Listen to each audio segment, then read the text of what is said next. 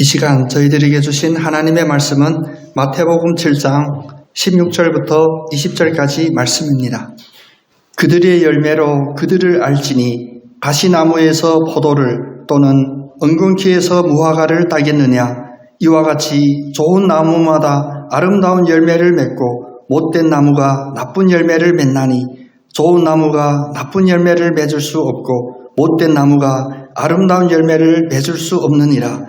아름다운 열매를 맺지 아니하는 나무마다 지켜 불에 던져지느니라. 이러므로 그들의 열매로 그들을 알리라. 아멘. 우리가 말씀 앞으로 행하여 나갈 때 우리에게 주시는 하나님의 은혜는 바로 우리에게 평강과 믿음의 확신을 주시는 줄로 믿습니다. 우리 옆에 오신 분 축복하면서 인사 나눌 텐데 오늘 정신 바짝 차리고 인사해야 됩니다. 이렇게 인사하겠습니다. 주내 핑안. 예. 또 중국 한번 갔다 왔으니 중국 다녀온 티 내야 되잖아요. 주내, 주 안에서 평안하십시오. 막 들리죠? 중국어가 이렇게 쉬워요. 예, 우리 옆에 분 축복합니다. 주내 핑안. 네. 중국어가 이렇게 좀 애교가 없어요. 딱딱해요. 우리는 부사나 형용사가 이렇게 풍부한데 중국은 그런 게 잘 없어요. 그래서 예전에 중국 시를 보면 뭐 5글자, 7글자 이렇게 해가지고 중국어는 어찌 보면 어떤 선포나 메시지 전하는 데는 집약되어 있는데 특히 철학적인 산문이나 뭐 시라든지 우리의 마음에 감동을 주는 그런 건 좀 약한 것 같습니다. 근데 하나님의 언어에는 어떤 특징이 있냐면 그것이 메시지임에도 불구하고 우리의 감성마저도 자극하고 그 감성만 자극할 뿐만 아니라 우리의 삶의 행동으로 드러나게 하는 강력한 힘이 있다는 겁니다. 우리 오늘 할렐루야 찬양대 찬양하듯이 주님 말씀을 향하여 나아가면 그 가운데 있는 모든 것들이 주님께서 우리에게 열매로 보여지게 드러내지게 우리를 축복한다는 것입니다. 요즘 만나면 다들 그런 이야기하죠. 힘들다, 어렵다, 불편하다. 물론 이런 이야기는 우리 입술에서 사라지기를 나사렛 예수 이름으로 선포해야 되는데 가끔 가면 살기 어렵다, 죽을 것 같다 이런 이야기도 가끔 들리기도 합니다. 그런데 우리의 현실에만 집중하게 된다면 그 현실에서 벗어나올 수가 없습니다. 이 현실을 벗어나게 하는 것은 두 가지 방법이 있는데 하나는 못 본 척 회피하는 거고요. 물론 소극적인 방법입니다. 효과적인 방법이도 아니고 그 결과는 부정적이죠.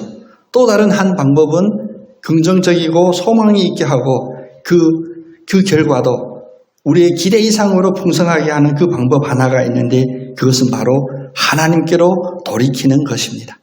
그래서 지난주일 우리 주일 메시지가 그거였잖아요. 참된 회심의 특징 6번째는 하나님께로 돌이키자. 하나님께로 돌아가자.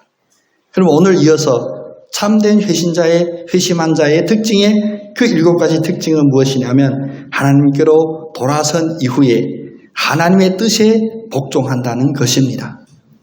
내 자신을 축복하면서 또 내 자신에게 경계하는 그런 권면의 말씀으로 자기 자신에게 한번 선포하겠습니다. 하나님의 뜻에 순종하겠습니다. 아멘. 언젠가부터 교회에서도 적어도 제 입에서 순종하세요 이런 이야기를 거의 안 하는 것 같아요. 교회 안에서 언젠가부터도 순종하세요, 무조건 순종하세요 이런 이야기들이 점점 사라지는 것 같았습니다. 근데 왜 이런 일이 있게 되냐면 요즘 사는 사람들은 이 순종이라는 이야기에 대하여 엄청난 알레르기 반응을 하거든요. 저희 딸이 지금 세상 분류법으로 하면 이제 MZ세대고 시작되는 애들인데 그런데요. 누가 뭐라고 하면 심지어 선생님이 뭐라고 해도 내가 엄마 말도 안 듣는데 왜 당신 말 들어야 되냐. 모든 것은 이제 받아들이려 안 하고 순종하지 않으려고 하거든요. 근데 또 순종케 하는 한 공동체가 있습니다. 그게 바로 대한민국 국군이라고 하는 집단입니다. 최근 보면 가장 최근에 군 생활 경험한 게 아마 현준이 건데 현준이가 경험한 군대하고 우리 장로님 경험한 군대는 완전히 다르다고 해요. 군대 이야기하면 이게 남자들이 어떤 할 말이 없을 때 가장 오래 이야기할 수 있는 거잖아요. 축구 이야기 반드시 하고요. 근데 축구 이야기보다 더 심각하게 오래 할 수 있는 게 뭐냐면 군대 가서 빠따 맞은 이야기. 제 아는 선배님이 그 이야기가 잊혀지지를 않아요. 딱 군에 가서 쫄병으로 들어갔는데 4명이 같이 그 부대 배치받았대요. 갔더니 작은 방에 5명이 거의 뭐 비집고 서로 콩나물같이 서 있어야 될 그런 방에 딱 들어가더니 갑자기 그 선배가 그냥 무작정 그냥 이 4명을 막 그냥 권투 연습하듯이 샌드백 때리듯이 때리더래요. 한참 때리더니 뭐 당황하기도 하고 이게 무슨 상황인지 파악도 안 되고 정신이 없었는데 갑자기 딱 멈추더니 차렷하고 너 방금 몇 대 맞았어? 하고 묻더래요. 현준이는 이런 경우 없지. 몇 대 맞았냐고 묻더래요. 누가 그 생각했겠냐고요. 모르겠습니다. 두 번째, 너 몇 대 맞았어? 모르겠습니다. 4명 다 모르죠. 그랬더니 또 다시 막 두들겨 패더래. 그러다 잠깐 멈췄하더니 차렷하고 너 몇 대 맞았어? 우리 선배님 첫 번째 했는데 몇 대 맞았는지 모르겠습니다. 두 번째 모르겠습니다. 네 번째가 24대 맞았습니다. 그때 또 때리더래. 근데 저희 선배님 역시 모르겠더래요. 그렇게 막 정신 차리고 쉬려고 하는데 이게 안 되더래. 또 모르겠습니다. 두 번째 모르겠습니다. 세 번째는 32대 맞았습니다. 네 번째는 33대 맞았습니다. 또 다시 때리더래. 또 모르겠습니다. 두 번째는 또 20몇 대 맞았습니다. 이제 한 명만 남은 거 이게 할 수 있는 거. 근데 밖에 창에 보니까 그 선임이 그 1년 선배가 밖에서 뭐라고 이야기하는데 보니까 입술 보니까 느낌이 안 맞았습니다. 이렇게 보이더래 입술이. 현준이 이해되지 무슨 말인지. 그 다음 또 열심히 했는데 그래서 옆에 눈치 줬대. 안 맞았습니다. 안 맞았습니다. 선배님한테 우리 목사 선배님한테 물으니까 안 맞았습니다. 두 번째 알아들었죠. 안 맞았습니다.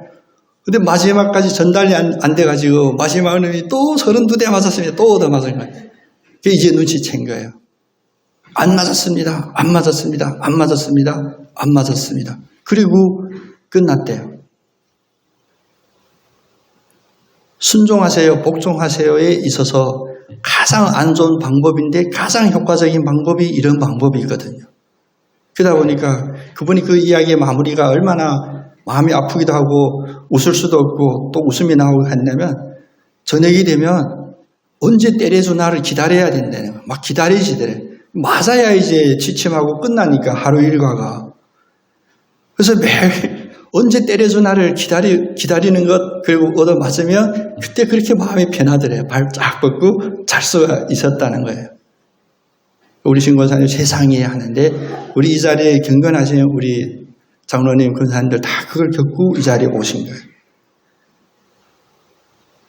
그래서 은혜가 가득하고 사랑만 풍성한 교회에 왔는데 교회에서도 이제 물론 빠따로 때리지는 않지만 이제 순종하세요 오는데 그 결과는 뭐냐?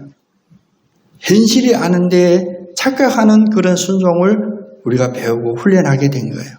누가 물어도 안 맞았습니다 해야 되는 그런 정답인 순종 여러분 지금 받아들이겠습니까? 물론 지금은 안 받아들이죠. 근데 지난 세월에는 우리의 믿음 생활에도 이런 것들이 있었어요. 교회의 일꾼이 돼야 되고 교회에서 하라는 일에 최선을 다하는 것 거기에만 우리가 집중을 했어요. 네. 그것이야말로 하나님께 순종하는 가장 최고의 순종이라고 했고 그 누구도 왜 내가 이 일을 해야지 이런 헌신을 해야 되지에 대한 아무런 생각도 하지 않은 겁니다. 성경을 보니까 하나님께서는 회개하라 죄를 뉘우치고 내게로 돌아오라. 그래서 우리에게 준 특징 하나는 너의 시선과 생각을 바꾸라. 삶이 바뀌기 전에 우리의 시선과 생각이 바뀌는데 왜 1년의 이런 과정을 우리들에게 요구하고 훈련시키냐 하면 바로 이 모든 과정의 그 결과를 바라보게 하는 겁니다. 우리가 정신이 없으면 결과에 대하여 생각하지를 않게 됩니다. 당장 눈앞에 있는 이 일에만 빠져 있어서 오로지 방법과 수단에만 집중하고 있지 그 일의 결과에 대하여 우리는 생각할 겨를이 없기 마련입니다. 주님께로 다시 돌아오라 라고 부르시는 그 주님은 우리들에게 그 결과에 집중하라고 오늘도 말씀하십니다. 오늘 본문 말씀뿐만 아니라 똑같은 맥락에 또 다른 말씀이 있죠. 마태복음 3장에 보면 주님께서 가르치시기를 그러므로 세례 요한이 가르친 말씀이죠. 회개에 합당한 열매를 맺고 마음속으로 내가 이래봬도 내가 아브라함의 자손이거든 이런 자부심, 이런 자신감을 다 버리라는 거예요. 왜냐?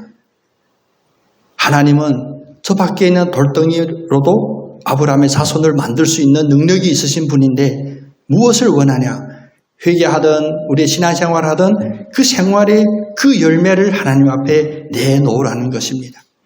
그래서 우리가 회개, 통회, 회심 이런 생각을 우리가 하게 될 때는 반드시 회개하는 어떤 형식이라든지 회개하는 그 과정, 그 시간에 집중해야 되는 것이 아니라 바로 회개에 합당한 열매가 무엇일지 그 열매가 무엇인지에 우리는 주목해야 합니다.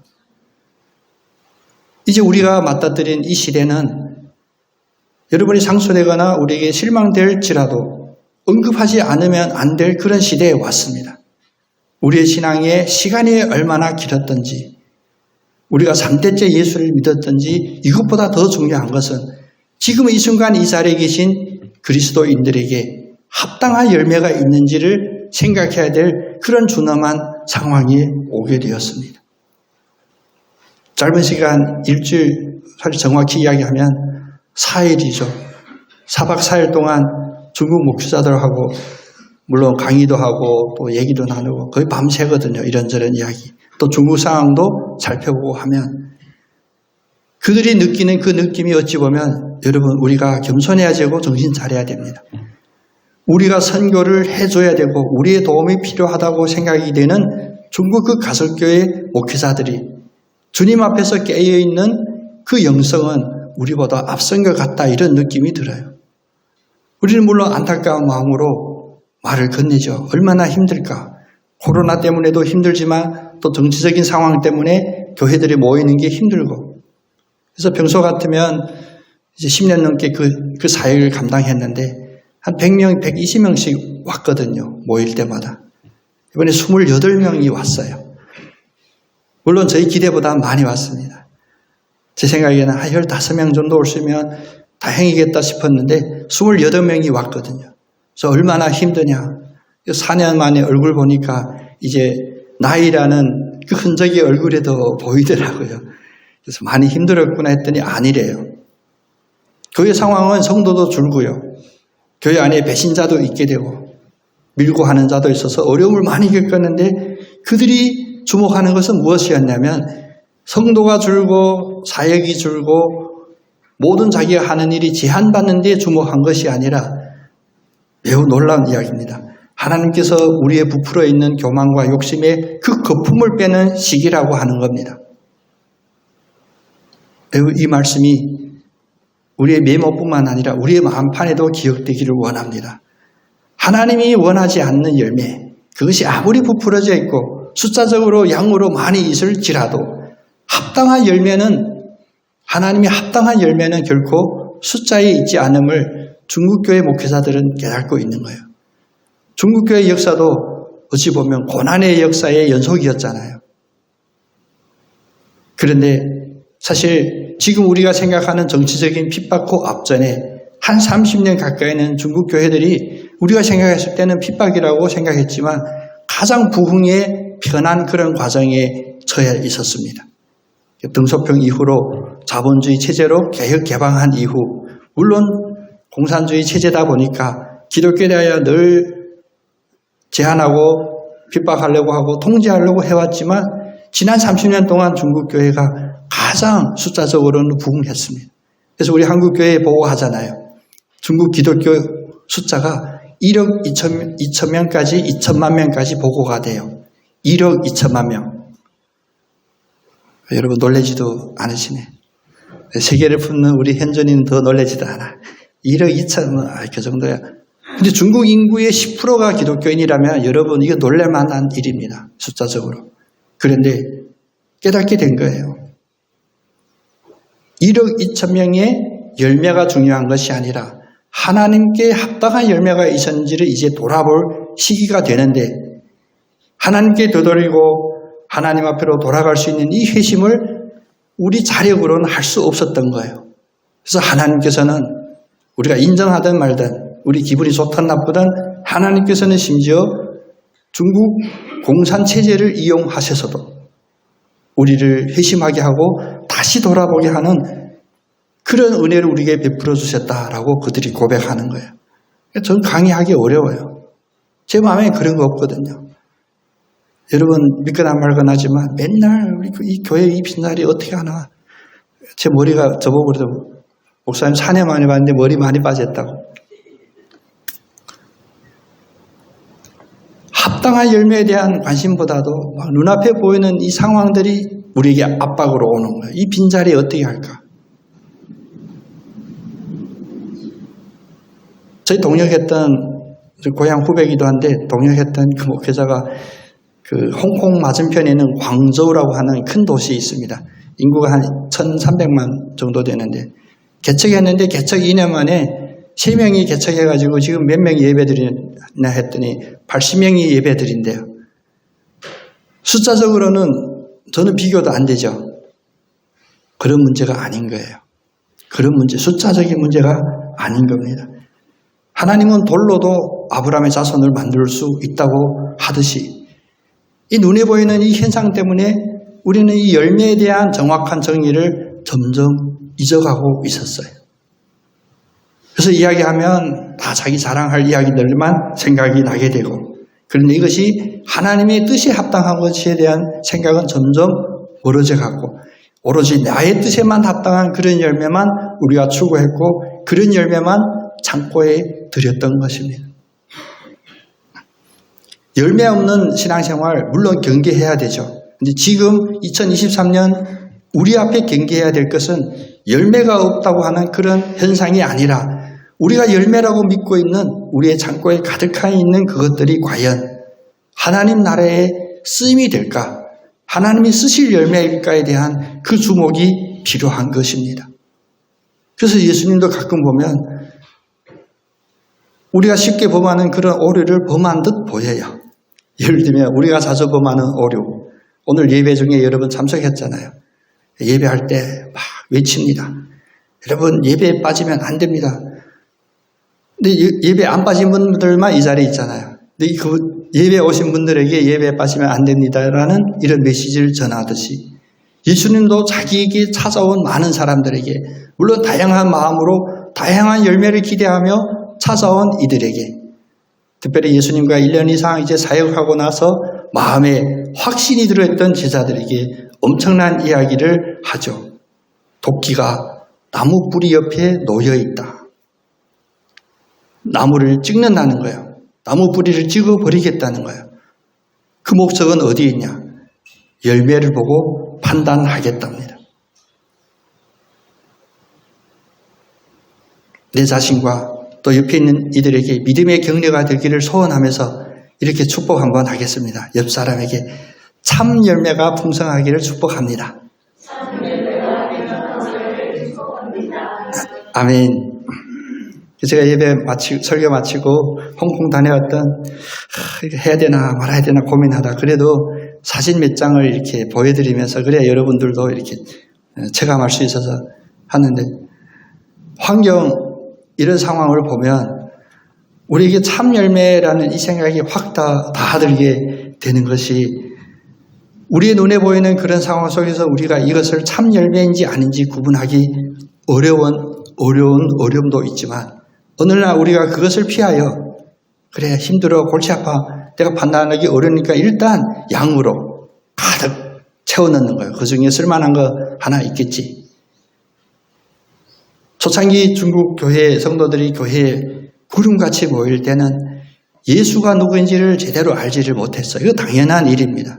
그래서 저희 장모님도 그 지역에서 전도 왕이거든요.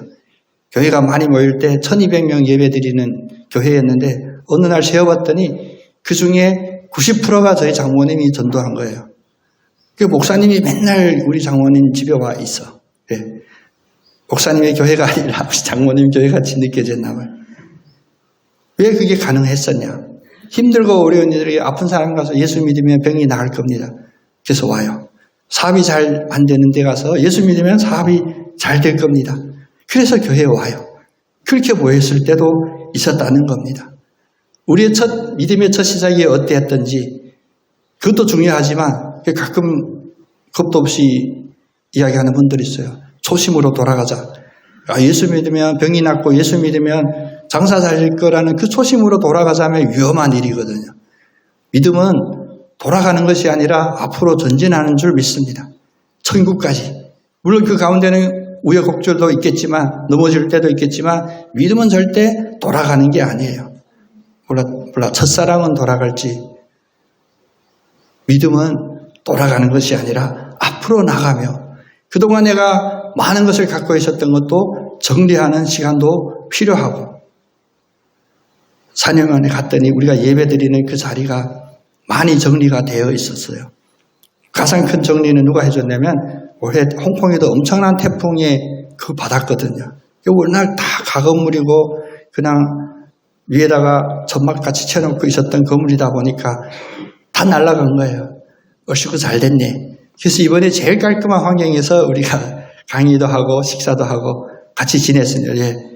어느 날 봤더니 우리가 버리지 못하는 것을 우리가 피동적으로 원치 않게 버려지니까 이렇게 쾌적할 수가 없구나 이런 생각도 들었던 겁니다. 물론 오늘 2023년 10월 5일 이 주일날 여러분의 평생에 기억될 날이 아닐 수도 있어요. 설교한 저도 다시 기억하지 못할 수도 있습니다. 그러나 우리에게 참 열매를 원하시는 주님의 그 마음을 확실히 파악해야만이 우리의 모든 신앙의 생활이 헛되지 않고 마지막 순간 세상은 나를 조롱할지라도 예수 믿고 남은 게 뭐냐? 빚만 남아있고 질병만 남아있고 할지라도 참 열매에 대한 확신이 있었을 때 우리는 진정으로 하늘나라 시민이 되는 줄 믿으시기를 바랍니다. 그래서 성경도 다시 돌아와 보면 예수님의 가르침과 성경 전체의 가르침은 무엇이었나? 물론 그 안의 과정은 우리의 삶과 직결되기 때문에 아픈 사람이 은혜 받고 낫는 그런 역사도 기록이 되어 있고 상처받은 이들이 치유받는 그런 내용들도 메시지 안에 포함되어 있었지만 예수님이 우리에게 가장 간절하게 간곡하게 우리에게 원하는 것은 무엇이었냐면 하나님의 마음에 합당한 그 열매를 맺기를 간절히 소원했다는 것입니다. 그래서 사도 바울도 세상적인 열매는 많았죠. 학식도 있고 신문도 높았고 열심도 나름대로 종교적인 열심도 있었고 그러나 그가 다메섹에서 예수님을 만난 이후에 참 열매가 무엇인지를 알았기 때문에 나중에 선교 여행을 할 때 그 지방마다 지방의 고급 관리들 우리 말하면 총독들 만나잖아요. 사도 바울에게 묻습니다. 너 지금 전하고자 하는 것이 무엇이었냐? 사도행전 26장에 보면 사도 바울이 매우 분명하게 이야기합니다. 아그리빠 왕에게 이야기를 해요. 내가 당신에게 혹은 땅끝까지 이르면서 전하고자 하는 것은 무엇이냐?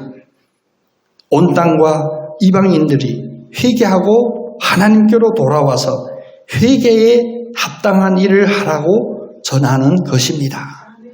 사도행전 26장 19절 20절 말씀입니다. 무엇을 전하냐? 예수 믿고 식민지에서 해방되는 것도 아니고 예수 믿고 자기의 그 식민 통치를 공고하게 하는 로마 제국이 하는 이야기도 아니고 땅끝까지 이르러 전하는 것 딱 하나 바로 회개에 합당한 열매 합당한 일을 하는 것을 전하는 일이라 라고 말씀하십니다. 지금까지 우리의 삶 속에서 또 우리 신앙생활 속에서 모든 메시지에 강조했던 것들이 있었잖아요. 공로로는 구원을 받을 수 없다. 여러분 믿으시죠? 오직 믿음으로 구원받는다. 이것은 우리가 믿는 믿음이었습니다. 근데 이제는 이 집약된 이 복음의 핵심을 좀 더 풀어서 우리의 삶 속에 해당되고 실행할 수 있는 그런 말씀으로 풀어서 우리의 뇌리에 기억되기를 원합니다. 공로로서는 구원받을 수 없다라는 이 말씀, 다른 말로 표현하면 공로로서는 하나님 앞에 나갈 수 없으되 우리가 해놓은 모든 공로 중에 하나님의 뜻이 합당한 그 공로만이 하나님께 인정받게 된다는 것입니다.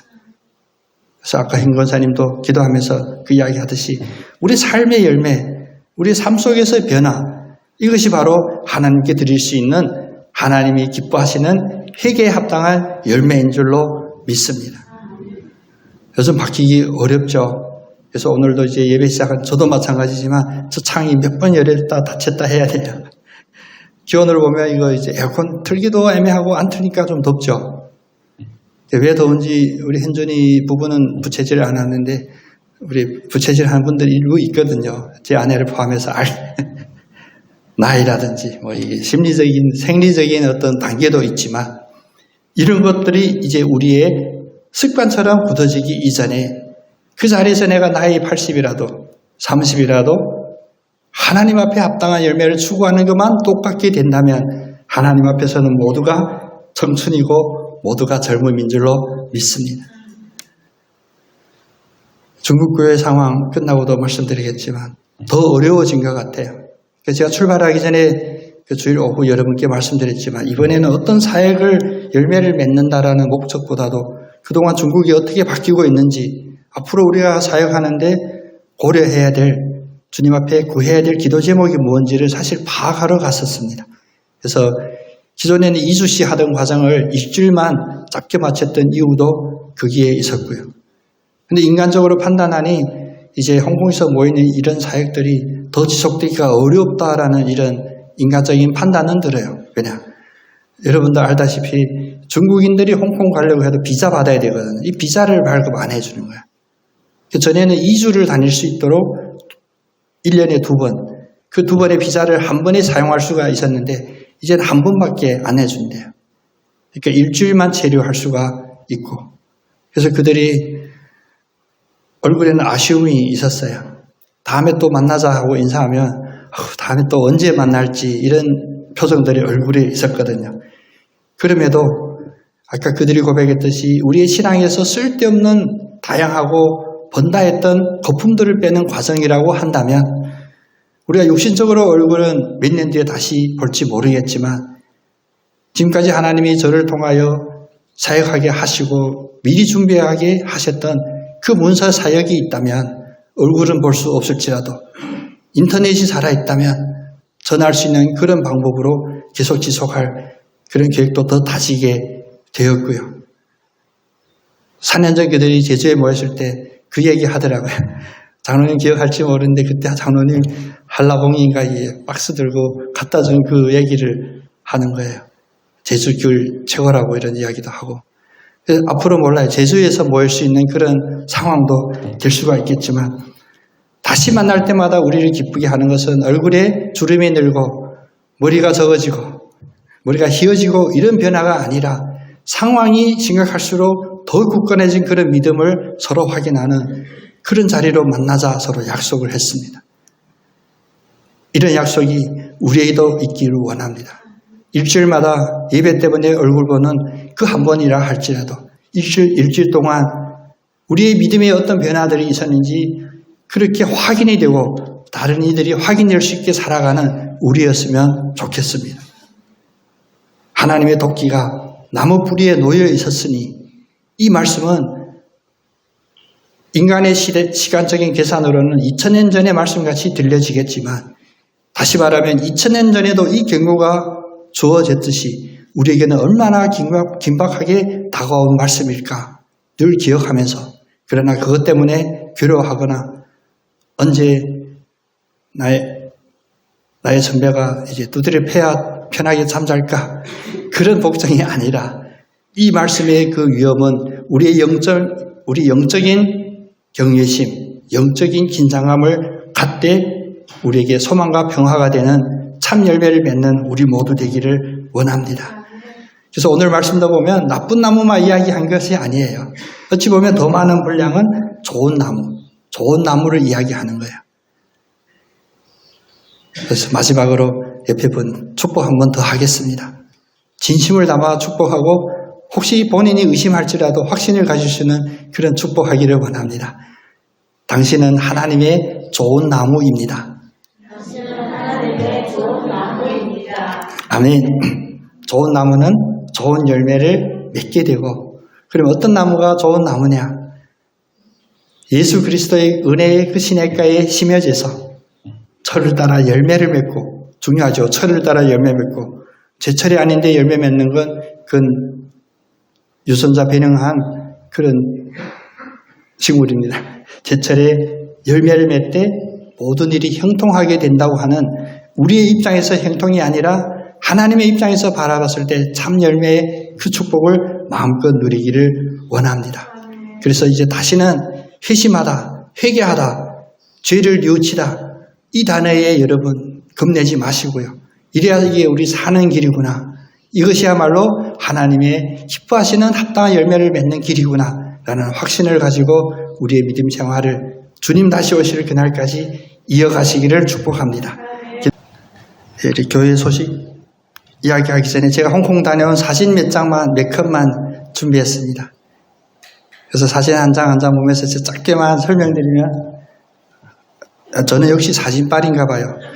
다들 실물보다 사진이 낫다 이런 이야기를 하는데, 지금 홍콩이 계절이 딱 좋을 때거든요. 그래서 지난 10년 동안 어떻게 모였냐면 따로 별도의 통지도 안 해요. 10월 마지막 주에 시작해서 11월 첫째 주까지 이렇게 2주씩 했는데, 올해는 또 감사하게 이렇게 선선하기도 하고 해서 강의하는 동안 그렇게 힘들지 않았습니다. 근데 장소가 저기 기역자로 이쪽에 반이 있고 저쪽에 반이 있어서 이렇게 듣는데, 물론 보시고 여러분 자랑스럽게 우리 목사님 중국어 통역 없이 강의한다 이런 자랑 많이 해주세요.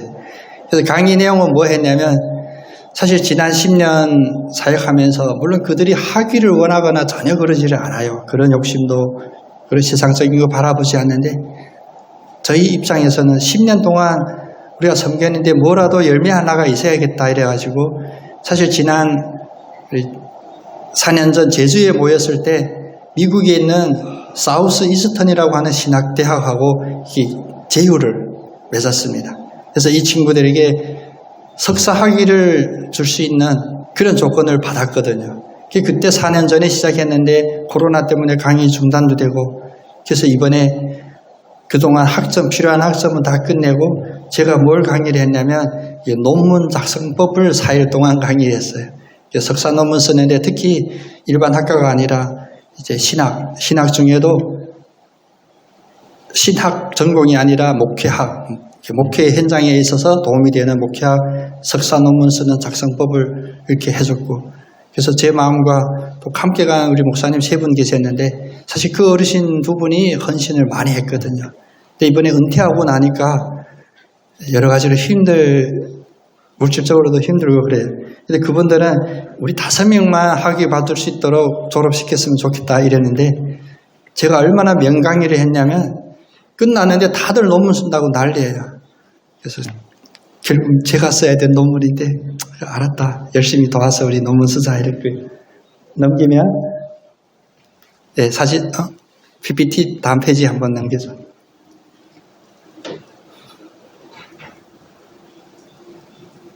그래서 식사도 자기들끼리 이렇게 우리 시장 가서 장봐 오면, 여러분 홍콩 때문에 전혀 겁내지 않는 게, 홍콩인들도 힘들게 사는 일들 많아요. 시장에 가서 장봐 오면 큰 비용이 많이 들지 않습니다. 더 감사한 건 저분들은 요리하는데 4사람, 3사람 이런 요리를 못해요. 늘 교회에서 막 수십 명, 100명 이상씩 이렇게 요리를 늘 해오셔가지고 얼마나 요리도 맛있는지.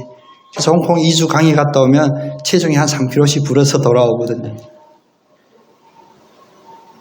네, 또 넘겨주시고, 식사하는 장면만 멋있죠. 밖에 야외에서 모기들도 같이 식사하고 이랬는데, 감사하게 홍콩이 날씨가 이렇게 너무 춥지 않으니까 그냥 위에 비만 가리고 햇빛만 가리면서 이렇게 다 삽니다. 그래서 저 슬라이드, 저 전기를 제가 설치한 거거든요. 제가 전기 설치를 잘해요. 저기 어르신 2명하고 저하고 셋이, 그래서 이번 예산 말씀을 안 드릴 수가 없었는데, 그래서 오면 여비하고 또 좀 보탬이 되라고 이렇게 드리거든요. 이번에 인원이 적으니까 28명 중에 26명만 여비들이니까 어떻게 준비한 그대로 딱 500만 원 정도 예산이 들었어요. 그래서 여러분 우리 교회에서 100만 원 지원해 줘서 했고 저 어르신 두 분이 200만 원씩 해서 했는데 다음에 저 세미나가 열리면 이제 역전돼야 될 거예요. 나한테 너는 다른 목사고 우리는 이제 원로 목사인데 이런 얘기 하시더라고요. 그래서 우리가 다음에 이거 할 수 있을 때는 우리 교회가 감당할 수 있는 그런 복된 교회가 되기를 우리 함께 기도합시다. 그래서 저들이 보면 여러분 저분들이 외모로 판단하면 안 되는 게 다 자기 교회들이 있거든요. 제일 적게 목회하는 이들도 수백 명 성도들이 있어요. 그래서 지난번도 말씀드렸지만 우리가 120명 모였을 때 제일 많이 모여요. 그때 한번 통계내 봤거든요. 이 120명 정도의 목회자들이 이끌고 있는 성도가 얼마냐 했더니 그때 2015년이었는데 그때 37만 명이더라고요. 역시 놀라지 않네. 담임 목사 닮아서 백포가 가지고 37만 원 별거 아니에요. 그래서 그때 소박하게 인간적으로 그런 고백도 했습니다. 내가 평생 주님 다시 오실 날까지 이분들만 제가 섬겨도 충분하겠다. 감당할 수만 있으면 감사하겠다 그랬어요.